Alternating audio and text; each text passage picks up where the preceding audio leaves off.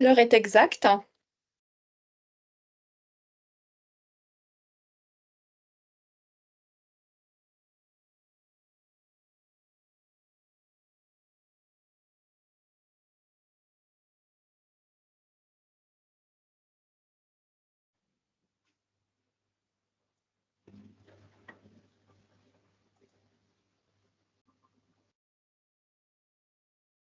Bonjour à tous. Écoutez, bienvenue à ce nouveau rendez-vous de 1 heure pour l'autonomie. Aujourd'hui consacré aux aides mobilisables dans le cadre de l'adaptation du logement pour les personnes âgées et personnes en situation de handicap. Avant de démarrer, juste un petit rappel pour le confort de tous. Merci de veiller à vous assurer que vos micros soient désactivés. L'émission ne prévoit pas les échanges en direct compte tenu de son format et du temps imparti. Par contre, vous êtes invités et encouragés à poser vos questions dans le chat prévu à cet effet. Et pour vous repérer dans le visuel, vous avez un petit logo QR juste à côté du visuel message. Nous répondrons donc dans un second temps à la foire aux questions qui sera écrit avec les supports qui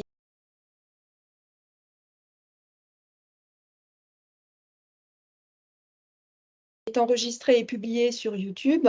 Donc tous ceux qui ne souhaitent pas apparaître sur la vidéo, n'hésitez pas à couper vos caméras. Le lien d'accès donc à la vidéo vous permettra également d'avoir l'intégralité des émissions faites depuis la création de ce dispositif. Voilà, donc tout cela étant dit, je vous propose donc de découvrir le sujet du jour pour lequel nous avons le plaisir d'accueillir 2 intervenants pour nous informer de façon détaillée sur le sujet qui se révèle en effet complexe et technique et vaste. Madame Pinto interviendra donc des services de l'ANA, suivie de Monsieur Créton, ergothérapeute de la MDPH de Valenciennes. Alors, je vous propose l'ordre du jour. Donc, les points prévus à l'ordre du jour finalement concernent les aides à l'adaptation. De quoi parle-t-on? Suivi d'une présentation du dispositif MaPrimeAdapt. Ensuite, l'adaptation du logement via les autres dispositifs seront abordés. Puis l'évaluation des besoins qualifiant l'adaptation, aussi bien pour les personnes âgées que pour les personnes handicapées, seront également explicités, avant d'intégrer finalement le circuit des demandes dans les dossiers APA et MDPH. Avant de laisser donc la parole à Madame Pinto, quelques mots finalement contextuels et introductifs au sujet, et notamment à cette notion d'adaptation des logements. La perte d'autonomie et de mobilité, qu'elle soit liée à l'âge ou à la situation de handicap, nécessite d'adapter son logement pour rester à domicile en toute sécurité le plus longtemps possible. Ah oui, alors on me fait un petit signe pour expliquer le QR. Donc c'est le fameux dispositif pour la foire à questions, donc qui est censé être juste à côté du petit logo message. Donc conversation, voilà. Les choses étant dites, on vous encourage à nouveau à poser toutes vos questions sur ce dispositif de foire à questions. L'adaptation finalement, elle se crée soit au moment de la perte d'autonomie, mais également peut être envisagée par anticipation d'une future perte d'autonomie pour amener donc cette démarche d'adaptation. Selon quelques données issues du rapport interministériel sur l'adaptation des logements, des villes, des mobilités et des territoires, alors moi je suis la on peut, je vous remercie pour ceux qui interviennent de vérifier que vos micros soient coupés, s'il vous plaît. Jeudi matin. À ce jour, un peu moins d'1 million de logements sont adaptés au vieillissement et à l'autonomie des personnes à domicile. Or, les projections démographiques prévoient une augmentation de 49% des personnes âgées de 75 à 84 ans d'ici 2030. Donc, c'est vraiment la variable depuis 2020 jusqu'à 2030. Et ce chiffre atteindrait 7,2 millions à l'horizon 2050. Le vieillissement à domicile comporte des risques en santé publique, principalement liés aux chutes donnant lieu à hospitalisation, voire à des invalidités temporaires ou définitives, et pour certains, même à un décès pour 10 000 personnes de plus de 65 ans, et ce par an. À domicile, les chutes sont constatées à peu près à 20% au niveau des chambres, 14% dans le salon et 12% dans les sanitaires, donc qui regroupent la salle de bain et les WC. Selon également un extrait d'un rapport de la Cour des comptes publié en octobre 2023 et qui a permis également d'entreprendre les démarches pour préparer le projet MaPrimeAdapt. Les objectifs sont vraiment essentiellement tournés à réduire de 20% des chutes à domicile des personnes âgées de plus de 70 ans et également de fait introduire la notion d'économie de dépenses de santé de l'ordre de 400 millions d'euros par an. Le dispositif vise l'aménagement de près de 680 000 logements à l'horizon de 10 ans. Voilà, le contexte et les éléments introductifs étant posés, je vous propose donc l'intervention de Madame Clinto, ici présente. Bonjour à tous. Je vais vous présenter le nouveau dispositif mis en place depuis janvier 2024, le dispositif de MaPrimeAdapt, qui est une aide unique. Alors, cette aide, elle remplace et elle fusionne 3 dispositifs qui existaient déjà. Le programme Habiter Facile qui était distribué par l'ANA, le dispositif Bien vieillir chez soi de la CNAV et le crédit d'impôt. Elle fusionne ces 3 dispositifs et du coup, il y a des critères d'éligibilité qui sont simplifiés et qui favorisent la prévention. Un financement qui est incitatif, qui est plus intéressant et qui limite les restes à charge des propriétaires qui réalisent des travaux dans leur logement. Ça concerne une adaptation globale du logement et le parcours est simplifié, l'usager est simplifié, enfin il est censé l'être, et mieux accompagné. Alors, à qui s'adresse le périmètre de MaPrimeAdapt et pour quel public? Alors, sont concernés les plus de 70 ans sans condition de GIR, de 60 à 69 ans, les personnes avec une condition de GIR et toutes les personnes en situation de handicap.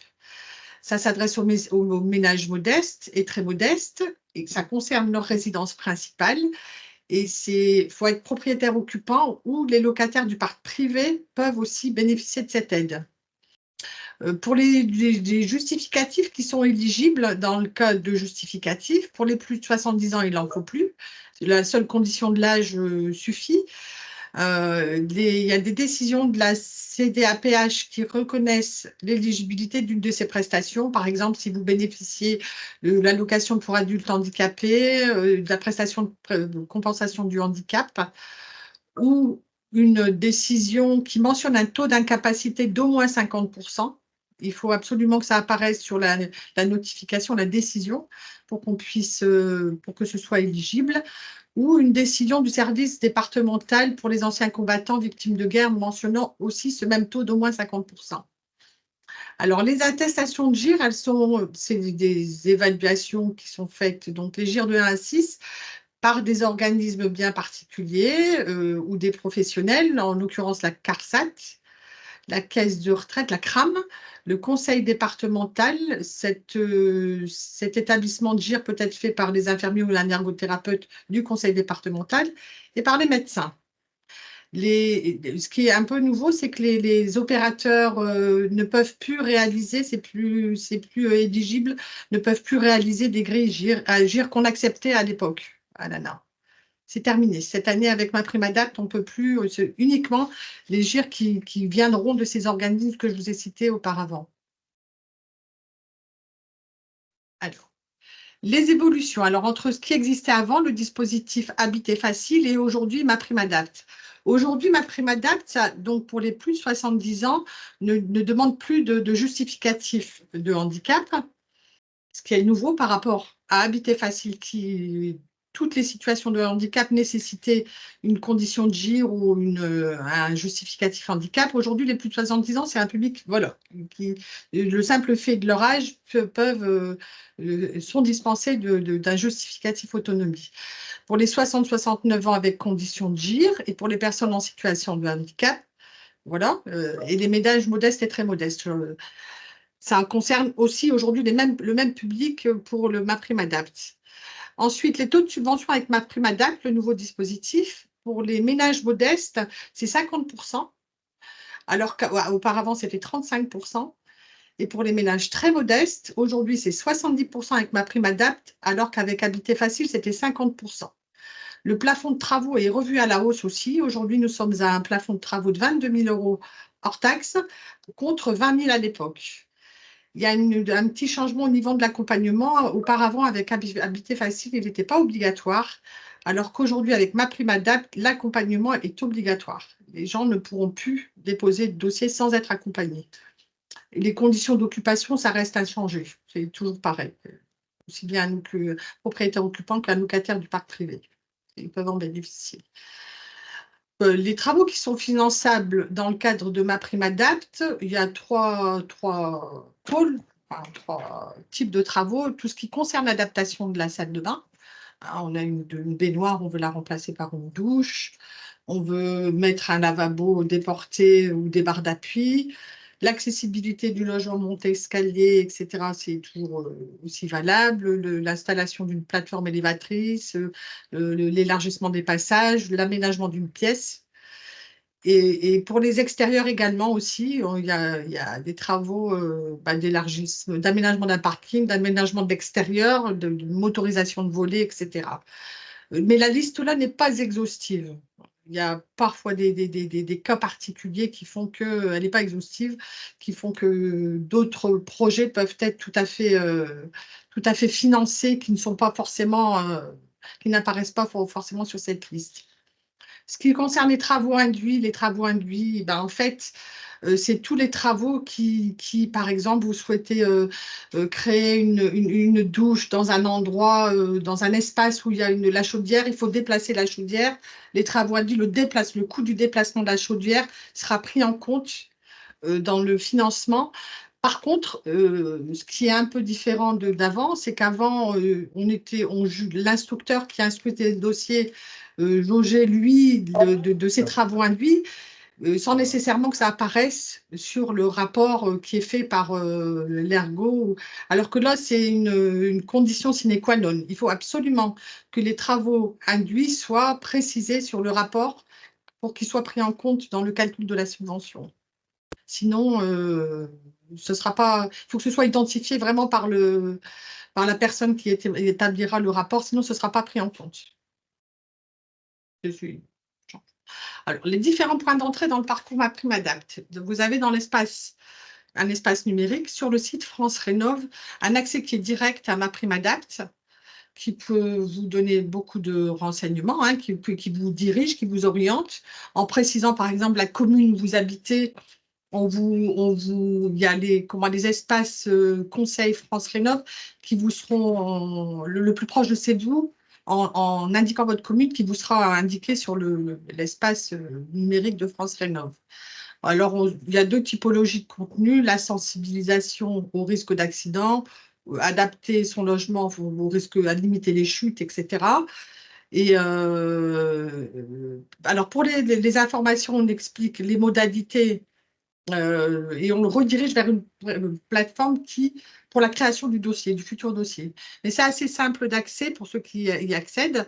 Et ensuite, vous avez l'espace physique où une fois que il y a une liste qui est disponible sur France Rénov de tous les espaces qui sont le plus proches de chez vous, hein, et vous pouvez vous y rendre en physique, sur place. Et là, ils vous délivreront tous les conseils, c'est gratuit et ils vous aideront à vous rapprocher après d'un potentiel accompagnateur pour suivre le dossier après, si le dossier il y a. C'est une carte qui précise un peu les espaces France Rénov'. C'est la dernière que j'ai, hein, mais ce sera à compléter par la suite. Mais donc voilà, le secteur de la MEL, vous avez Solia qui est sur le secteur, qui est comment, un espace conseil France Rénov', Urbanis aussi, et puis vous avez les différents acteurs sur les différents territoires, la TAPH par exemple. Euh, voilà, c'est une carte qui peut vous aider à avoir éventuellement peut-être un premier contact avec les organismes qui interviennent dans les différents territoires. Alors, le parcours de l'usager. Le parcours de l'usager, une fois que l'usager aura pris les informations, enfin, qu'il se sera adressé à un espace France Rénov', il y a dans un deuxième temps, France Rénov' vérifie l'éligibilité, par exemple le plafond de ressources, si la personne est en situation de handicap, dans quels critères, si elle a plus de 70 ans, moins de 70 ans, ben voir si toutes ces choses-là rentrent bien dans l'éligibilité d'un dossier. Dans un troisième temps, il y a un dossier qui est créé en version papier ou en ligne directement. La version papier, ça représente aujourd'hui très, très, très, très, très peu de dossiers. Pour être honnête, c'est 95% sont des dossiers dématérialisés. Ensuite, la création du dossier. Dans la création du dossier, en tout cas dématérialisé, vous avez une liste qui vous est proposée d'assistants à maîtrise d'ouvrage, d'AMO, hein, donc, que vous sélectionnez. Dans un autre temps, il y a la visite du domicile par l'AMO qui réalise, lui, en fonction, qui a le diagnostic, hein, du logement. Il élabore un projet de travaux et un plan de financement. Ensuite, la réalisation des devis. Il y a aussi la possibilité de l'assistant à maîtrise d'ouvrage quand il visite le logement, s'il se rend compte que c'est un logement qui a d'autres problématiques par exemple, celle de précarité énergétique, il y a des choses, mais il ne faut pas hésiter à faire remonter, hein, parce qu'il y a la possibilité aussi, en fonction, bien sûr, de faire aussi un dossier précarité énergétique. Hein, ou de la lutte contre l'habitat indigne, enfin, quelques problèmes que ce soit, il ne faut pas hésiter à les faire remonter, il y a aussi des possibilités de subvention avec d'autres dossiers séparément du dossier autonomie. Ensuite, la demande est déposée, l'accord est notifié. Là, il y a la réalisation des travaux, la réception des travaux qui est faite toujours par l'assistant à maîtrise d'ouvrage, et ensuite le dépôt de la demande de solde et la réception de la subvention, enfin le paiement de la subvention se fait par virement bancaire. Donc là, c'est un tableau récapitulatif, hein, qui parle des objectifs, c'est l'adaptation des logements à la perte d'autonomie, ou pas forcément à la perte d'autonomie, ou à la prévention, hein, prévention 2. Les propriétaires qui sont concernés, ils sont âgés de plus de 60 ans, oui, ou alors toute personne en situation de handicap. Ça peut être un enfant, vous avez un enfant handicapé, vous souhaitez aménager quelque chose pour cet enfant handicapé, c'est possible. Ou les locataires, toujours pareil, hein, dans le parc privé en situation de handicap. L'accompagnateur, comme je l'ai dit tout à l'heure, il est obligatoire, l'accompagnement, pardon, est obligatoire. Le calcul de l'aide, c'est un pourcentage, 50% si vous êtes dans les ménages dans les ménages modestes, pardon, et 70% pour les très modestes. L'aide complémentaire, oui, ça, ce que je dis, il y a toujours possibilité d'avoir d'autres aides si en dehors de celle du handicap, le volet plutôt énergétique ou de la lutte contre l'habitat indigne. Des types d'aides, c'est des aides à la pierre.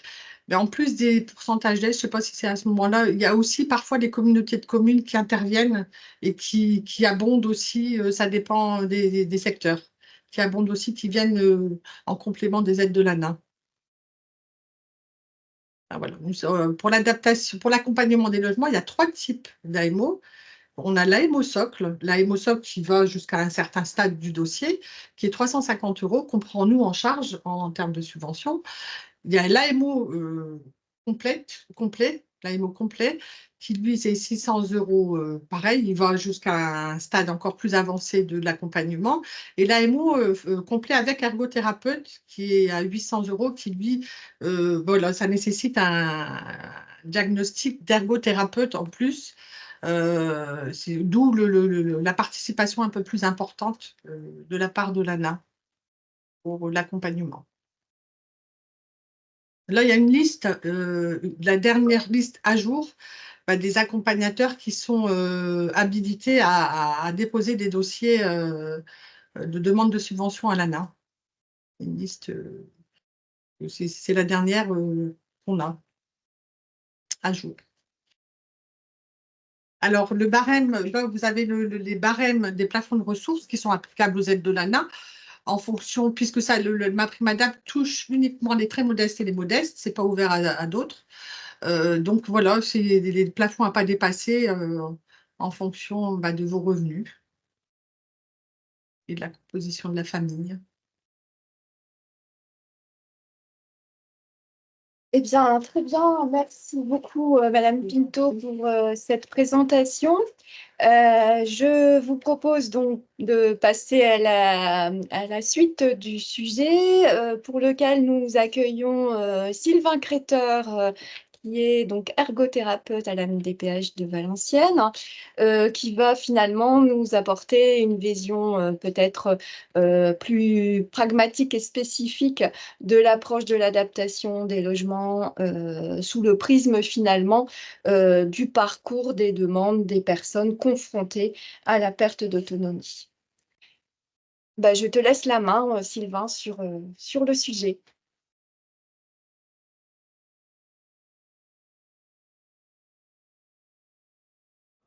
Est-ce que vous m'entendez? Ça résonne? Non, c'est bon. Allez, je vais couper le micro. Ouais. C'est bon? Moi, j'entends que ça résonne. Je suis désolé. Hop, est-ce que vous m'entendez? Vous m'entendez bien? Non, ça va pas, ça va pas.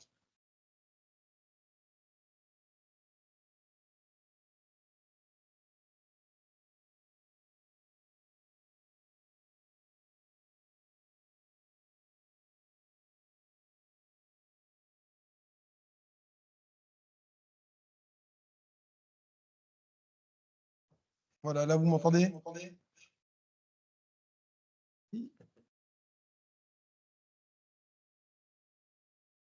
Voilà. Donc là, vous m'entendez mieux. Donc, on va parler de la notion de perte d'autonomie. On va parler également des aménagements du logement et des aides techniques et la distinction entre donc l'aménagement du logement et les aides techniques. L'évaluation des besoins, donc à la fois pour les personnes âgées et les personnes en situation de handicap. Et pour finir, le circuit de la demande dans les dossiers à la fois APA et MDPH. J'ai pas la main.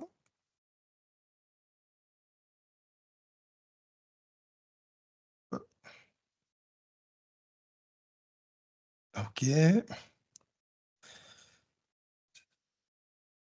Il n'y a plus d'écran qui est partagé. Isabelle?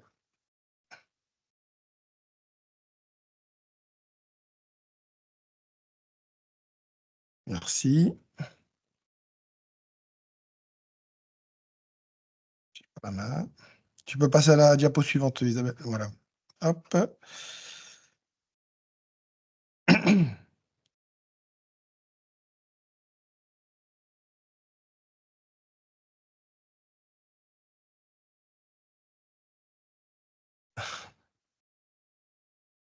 Hop. Merci. On va y arriver, hein.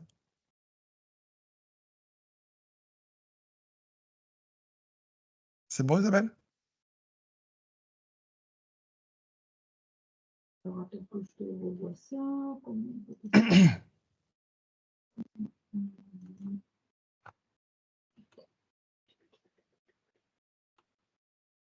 06 80 58 89 00. Ouais, ben ouais. Et j'ai son mail aussi. On ne t'entend pas, Isabelle.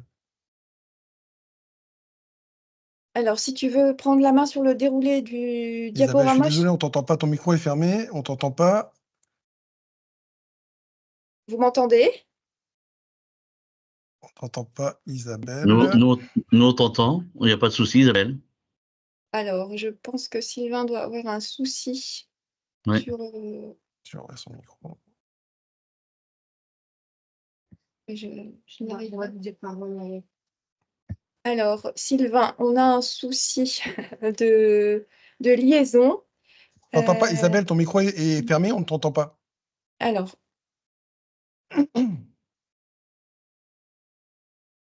on va reprendre les choses. En fait, il ne veut pas me donner le contrôle. Hein. Ah bah moi, j'entends pas Isabelle. Pourquoi j'entends pas Isabelle?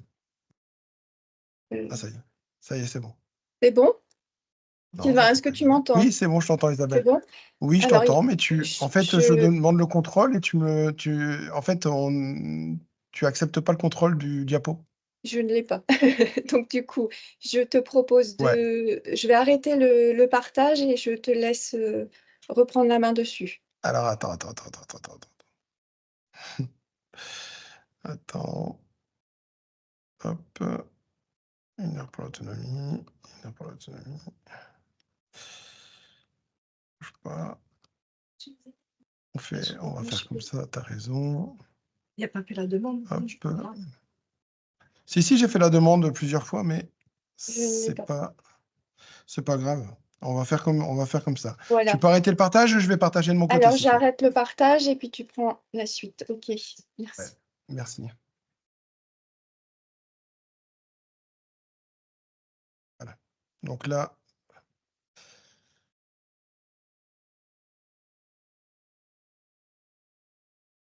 c'est bon pour tout le monde voit. OK. Donc la perte d'autonomie, de quoi on parle quand on parle de perte d'autonomie? Alors ça peut être lié à une pathologie chronique, donc par exemple cardiovasculaire, neuropsychiatrique, infectieuse, sensorielle et autres pathologies. Des pathologies plus aiguës comme les accidents vasculaires cérébraux, les traumatismes qui vont laisser des séquelles chez les usagers et donc engendrer un handicap. Et le vieillissement, donc l'ensemble des processus physiologiques et psychologiques qui modifient la structure et la fonction de l'organisme. Et encore plein d'autres situations qui engendreraient une perte d'autonomie.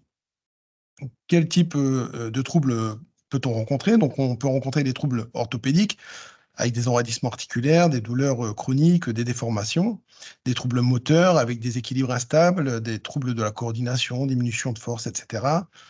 L'altération des récepteurs sensoriels, l'audition, la vue, les troubles cognitifs et dysexécutifs, donc notamment des troubles de l'attention, des troubles de la mémoire, des inhibitions, des manques d'initiative, des manques de flexibilité. Et tous ces troubles se situent finalement dans un environnement qui peut être générateur d'obstacles. Et donc ces troubles amènent une perte d'autonomie, et donc il faut une compensation technique pour que la personne puisse vivre dans son environnement. Au niveau de l'évaluation de l'aménagement technique, tout commence par une demande, donc avec un CERFA de demande, un certificat médical, un projet de vie, un bilan d'accompagnement et des devis. Alors ça, c'est dans le cadre et de la PCH pour les personnes en situation de handicap et dans le cadre de l'APA. Au niveau de l'évaluation multidimensionnelle, au niveau de l'APA, on a un évaluateur médico-social qui va faire une évaluation. Et dans le cadre de la PCH, une équipe d'évaluation pluridisciplinaire qui va donc réaliser l'évaluation multidimensionnelle, orienter la demande vers le dispositif et le professionnel et ou le service compétent. Dans le cadre de l'aménagement de logement ou les aides techniques, le professionnel compétent et l'ergothérapeute, et celui-ci donc met en lien les déficiences et les incapacités liées à une pathologie avec les obstacles liés à l'environnement et préconise donc les aides ou les aménagements de logement selon l'architecture bien sûr du bâti et l'activité à réaliser. Comment la réponse est-elle apportée? Dans le cadre de l'APA, elle est apportée dans le cadre de préconisation ergothérapeute et dans le cadre de la PCH par un plan de compensation. On va commencer par les aides techniques. Donc, 2 définitions pour l'aide technique, une définition dans le cadre du handicap, une définition dans le cadre de la personne âgée. Alors, on vous a mis les deux parce que c'est 2 articles différents du CASF. Dans le cadre de la PCH, la définition, c'est tout instrument, équipement ou système technique adapté ou spécialement conçu pour compenser une limitation d'activité rencontrée par une personne du fait de son handicap, acquis ou loué par la personne handicapée pour son usage personnel. Donc ça, c'est l'article D 245-10. Et dans le cadre de l'APA, c'est les équipements et aides techniques individuelles sont tout équipement, instrument, dispositif, système technique ou logiciel adapté ou spécialement conçu pour prévenir ou compenser une limitation d'activité destinée à une personne âgée de plus de 60 ans. Donc globalement, dans le fond, les 2 définitions se rejoignent, bien entendu. Les objectifs d'une aide technique, qu'est-ce que c'est? Donc l'aide technique doit contribuer, bien sûr, à maintenir ou à améliorer, bien sûr, l'autonomie de la personne pour une ou plusieurs des activités de la vie quotidienne. Elle doit aussi permettre d'assurer la sécurité de la personne handicapée et mettre en œuvre, bien sûr, les moyens nécessaires pour faciliter l'intervention des aidants qui accompagnent la personne en situation de handicap. Il y a une notion de moyens raisonnables, c'est-à-dire l'aide technique proposée doit être suffisante et appropriée, et la personne doit être capable d'utiliser la plupart des fonctionnalités de l'aide technique. L'aide technique suffisante, on peut estimer par exemple que si, grosso modo, si vous avez besoin d'une Clio pour aller du point A au point B, on ne va pas acheter une Mercedes pour aller du point A au point B.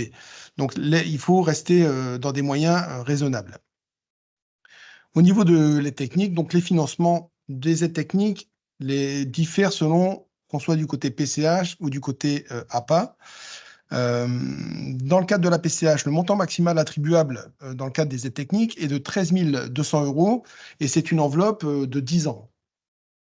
Il existe exceptionnellement des déplafonnements si le tarif PCH d'une aide technique et ses accessoires est supérieur à 3 000 €. Donc, quelle catégorie d'aides techniques? On a des aides techniques qui sont inscrites dans l'arrêté de tarification PCH et inscrites à la LPPR. Dans ces cas-là, la modalité de tarification, c'est le tarif PCH moins le montant remboursé par l'assurance maladie.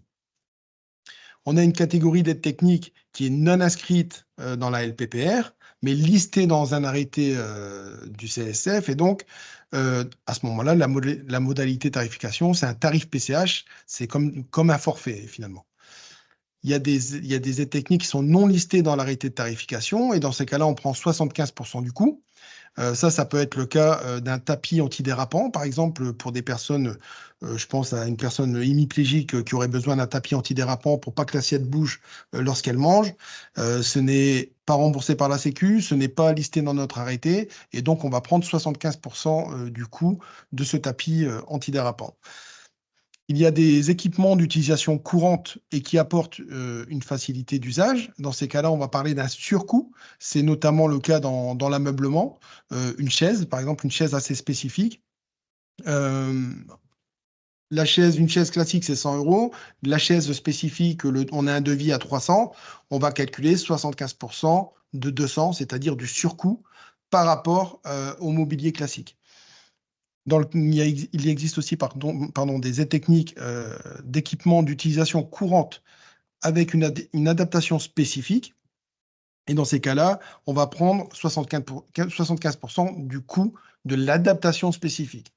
Là, on va parler, par exemple, pour être des aménagements de véhicules où on ne va pas prendre le surcoût lié au même véhicule, mais vraiment le coût de l'aménagement lié au handicap dans le véhicule. Au niveau de l'APA, les paiements dans le cadre de l'APA, il faut que le plan ne soit pas saturé.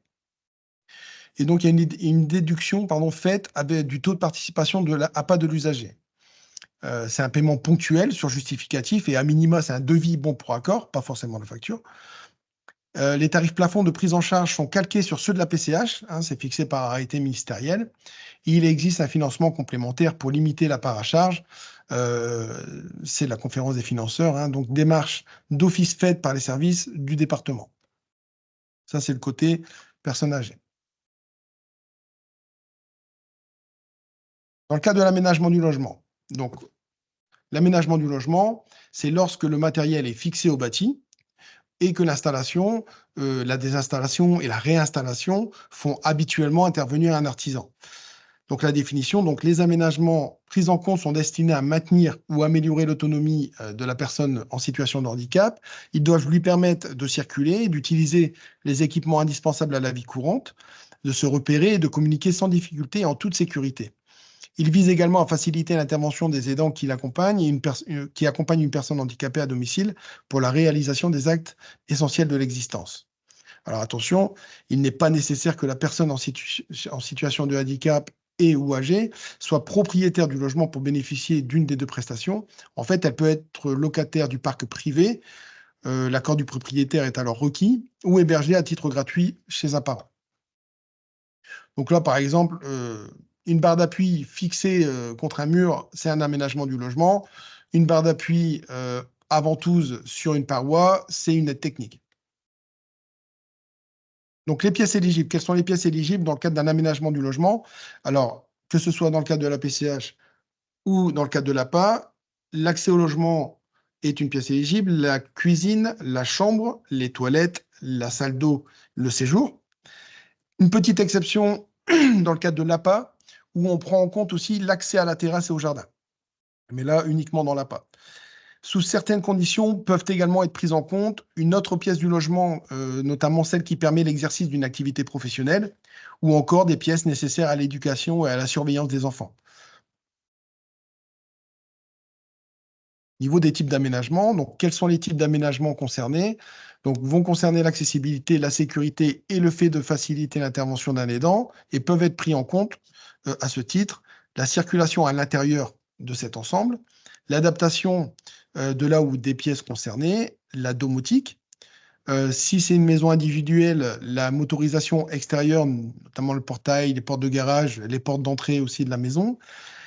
La création d'une extension, si cela s'avère bien sûr indispensable, puisqu'on est toujours dans le côté moyen suffisant. Les changements de niveau pour les changements de niveau pour l'accès à l'ensemble des pièces listées, s'il n'est pas possible de les aménager sur un seul niveau. Attention, les travaux d'insalubrité, de mise aux normes, les aménagements des parties communes, les demandes d'aménagement en raison d'un défaut d'accessibilité, mais au sens de non-respect des normes réglementaires, ne relèvent pas de la PCH ou de l'APA, mais pourront bien sûr être mentionnés dans le cadre du plan de compensation. Du côté PCH, donc personnes en situation de handicap, les types de travaux qui ouvrent le droit à la PCH, c'est l'aménagement de l'existant, donc tous travaux engagés dans une surface déjà construite, l'extension indispensable, tous travaux entraînant la création d'une surface supplémentaire connexe à des surfaces préexistantes, et les conditions pour que le caractère indispensable de l'extension soit retenu, c'est que le besoin est reconnu et mis en évidence, bien sûr, lors de l'évaluation, que l'extension se révèle moins coûteuse que l'aménagement de l'existant, que l'aménagement de l'existant n'est pas réalisable techniquement ou impossible par manque de place. Et les constructions neuves, toute surface construite à l'occasion d'un projet est indépendante de toute autre surface construite existante. Quelle est la logique d'évaluation de la PCH? Eh bien, nous avons d'abord les principes généraux avec, pour commencer, l'entrée dans le champ du handicap, selon la définition du handicap de la loi de 2005. Le droit commun et le droit spécifique, donc le principe d'accessibilité et le droit à la compensation, et donc la notion de surcoût lié au handicap, et des critères administratifs, notamment un critère d'âge. Dans le cadre de la PCH, c'est moins de 60 ans ou plus si la personne était déjà éligible à la PCH avant ses 60 ans, situation régulière et résidence stable. Au niveau de l'analyse fonctionnelle, les critères généraux, donc capacité fonctionnelle au niveau de 20 activités de la vie quotidienne, et les critères à l'aide humaine sur 7 actes essentiels bien spécifiques. Au niveau des besoins, il y a donc une visite à domicile, il y a une évaluation pluridisciplinaire et multidimensionnelle par un évaluateur médico-social de la MDPH, et la réponse apportée est dans le cadre d'une proposition de plan de compensation avec un principe de subsidiarité et de réponse contrainte, notamment en termes de plafond, de durée, de règles spécifiques. Et ensuite, cette proposition de plan de compensation est amenée en CDAPH qui décide et notifie la décision. S'il y a un reste à charge après participation de la MDPH, il existe des cofinancements possibles, notamment des financements extralégaux par le CCAS, les associations et autres, et le Fonds départemental de compensation du handicap, avec un passage, il faut faire une demande au fonds de compensation, il y a un passage en comité et une mise en paiement sur facture. L'aménagement du logement, donc la détermination des frais pouvant être pris en compte dans le calcul de la PCH. Donc on a fait un petit tableau. Dans le cadre de l'aménagement de l'existant, finalement, tout est repris en compte, c'est-à-dire le gros œuvre, on prend en compte le coût, l'équipement de seconde œuvre apportant une facilité d'usage, le coût de l'équipement spécifique, le coût de l'équipement, et les frais liés à l'installation, le coût. Dans le cadre d'une extension ou d'une construction neuve, vous voyez que le gros œuvre n'est pas pris en compte, les frais liés à l'installation non plus, c'est-à-dire la main-d'œuvre n'est pas prise en compte. Par contre, on va prendre les équipements spécifiques, je pense notamment à l'extension est créée, et puis on doit mettre un rail plafonnier. Le coût du rail plafonnier va être pris en compte dans le montant PCH. Et l'équipement de seconde œuvre apportant une facilité d'usage, le surcoût de l'équipement, si par exemple, dans l'extension, vous mettez une porte, la porte classique, elle fait 80. Pour plus de facilité liée au handicap, on doit mettre une porte de 90 cm. Le surcoût entre la porte de 80 et de 90 pourra être pris en compte dans le cadre de la PCH. Sur les extensions non indispensables, il n'y a aucune chose de prise en charge, ni le gros œuvre, ni le second œuvre, ni les équipements spécifiques, ni les frais liés à l'installation. Au niveau du montant des aides, dans l'aménagement logement, on est sur 10 000 euros, sur une enveloppe de 10 000 euros qui court sur 10 ans. Alors, comment c'est calculé? C'est les 1 500 premiers euros, donc de la tranche à 0 à 1 500, il y a 100% du coût. Au-delà de 1 500 euros, 50% du coût dans la limite du montant maximal attribuable, c'est-à-dire 10 000 euros.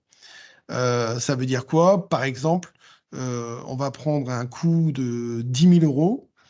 On va donner 1 500, donc il va rester 8 500 euros à charge de la personne. Sur ces 8 500 euros à charge, nous allons donner encore la moitié, donc 4 250 euros. Donc le tarif PCH, le montant PCH, sera de 4 250 euros plus 1 500 euros pour cette personne dont le devis était de 10 000 euros. Et pour le reste à charge, elle pourra se tourner vers le fonds de compensation et autres cofinanceurs. Pour l'évaluation des besoins d'adaptation de logement, le demandeur fait établir plusieurs devis. Il nous faut 2 devis à minima, avec descriptifs sur base des propositions de l'équipe pluridisciplinaire. On ne se base pas sur le devis, sur le montant du devis, mais on va regarder ligne par ligne si tout correspond aux préconisations de l'ergothérapeute. Donc, sur un devis, par exemple, de 10 ou 12 000 euros, peut être retenu que 7 000 euros si on estime que certaines lignes sont non indispensables à l'autonomie de la personne. Le parcours du dossier à la MDPH. Donc, la MDPH reçoit un dossier complet. Le dossier est donc numérisé, enregistré.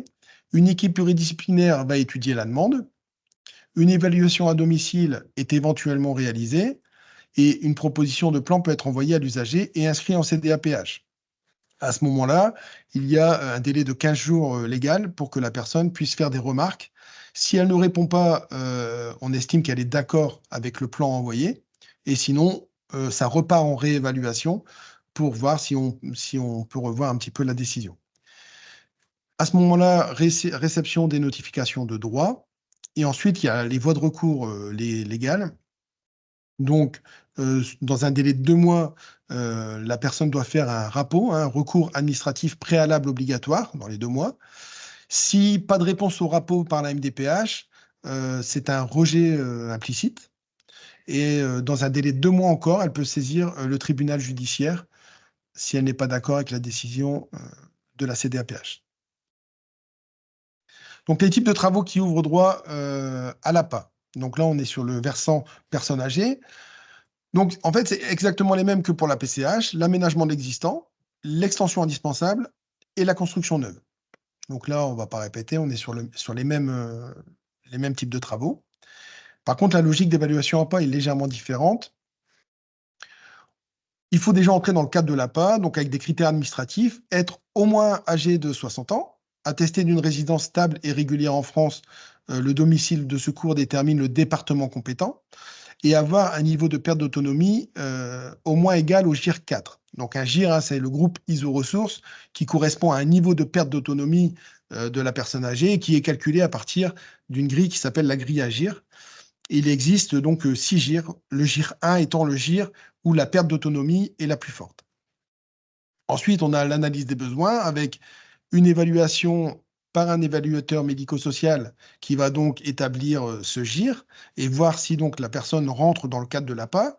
Encore une fois, si la personne a un GIR 1, 2, 3 ou 4, elle rentre dans l'APA. Si elle a un GIR 5 ou 6, elle ne peut pas bénéficier de l'APA.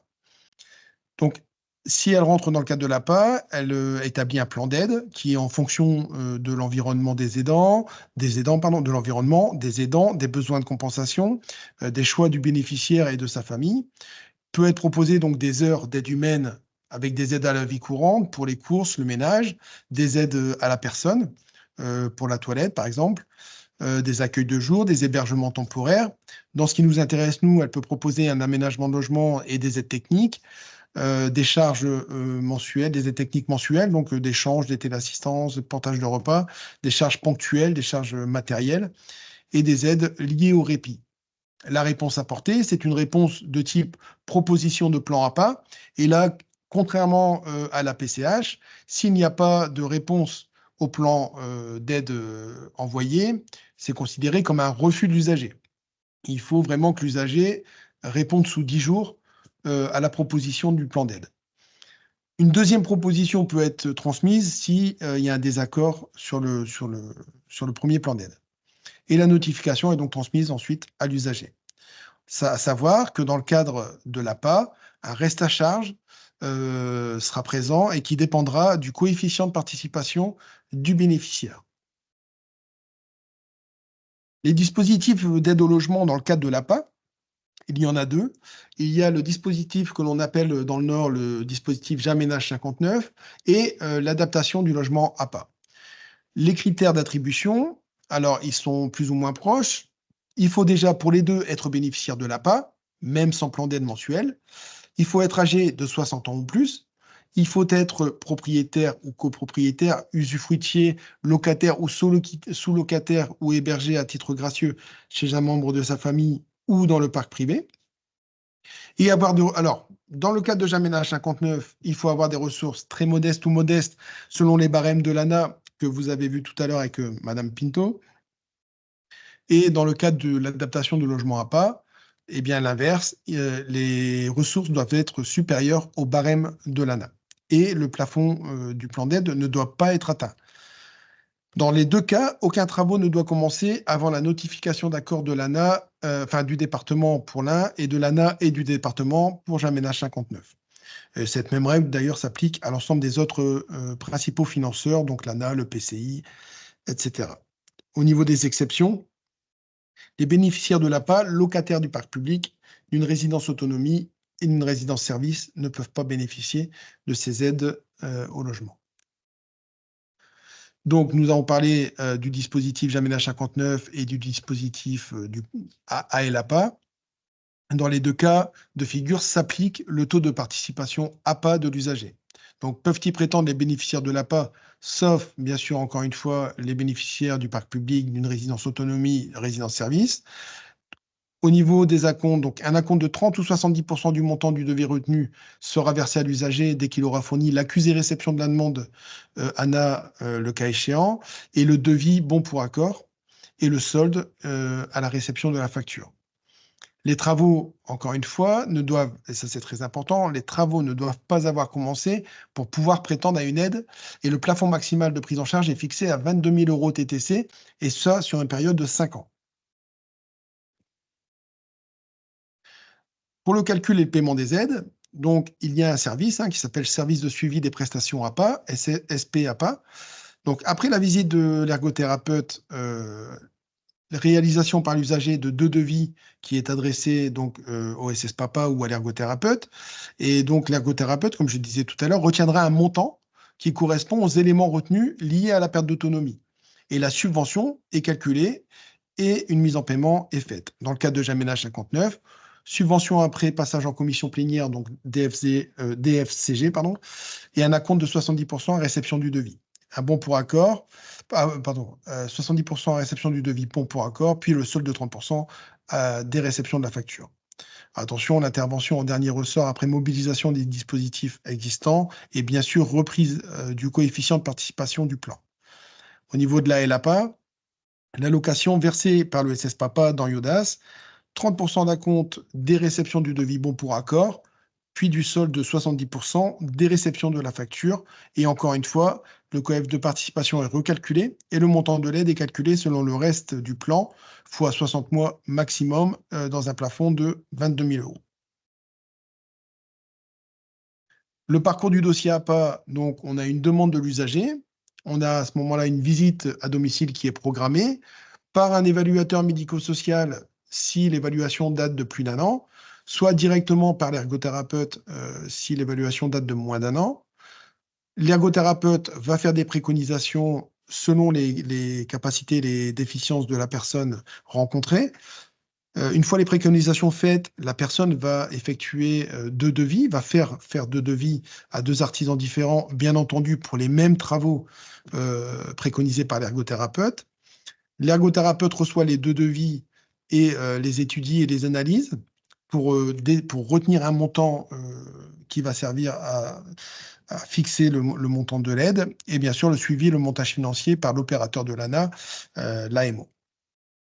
Donc Jaménage 59, c'est la direction des finances du département qui paie et la LAPA, c'est le service de suivi des prestations qui paie. Alors, on a parlé de beaucoup d'aides. On a parlé de la MaPrimeAdapt, on a parlé de l'APA, on a parlé de la PCH. La question, c'est est-ce que toutes sont compatibles entre elles ou non? Ce qui est important ici de voir dans ce tableau, c'est que l'APA et la PCH ne sont pas compatibles. On ne peut pas être à la fois à la PCH et à l'APA. Dans le cadre de l'enfance, le complément de A2EH peut être compatible avec la PCH seulement pour l'aménagement de logement. Et le fonds de compensation, on voit que le fonds de compensation n'est pas compatible avec l'APA, puisque l'APA a son propre... il y a la conférence des financeurs qui viennent apporter le reste à charge si besoin.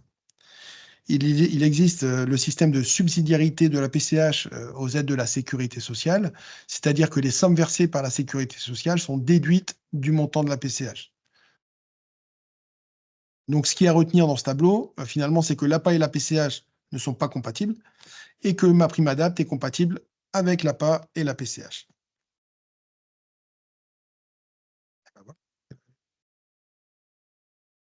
Et voilà. Bien, merci, merci Sylvain.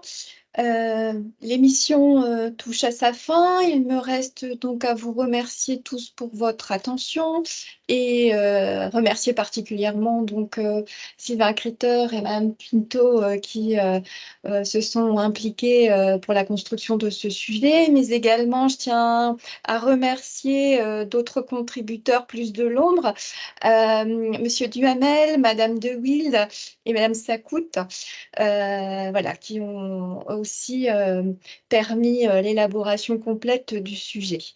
Je rappelle que tous les éléments seront disponibles sur le lien YouTube et les réponses aux questions seront transmises également dans les supports qui vous seront envoyés d'ici une quinzaine de jours. Le prochain rendez-vous aura lieu le 28 mai avec un sujet, les aidants et solutions de répit. Voilà, bah écoutez, je vous souhaite à tous une excellente journée et je vous dis à bientôt. Au revoir.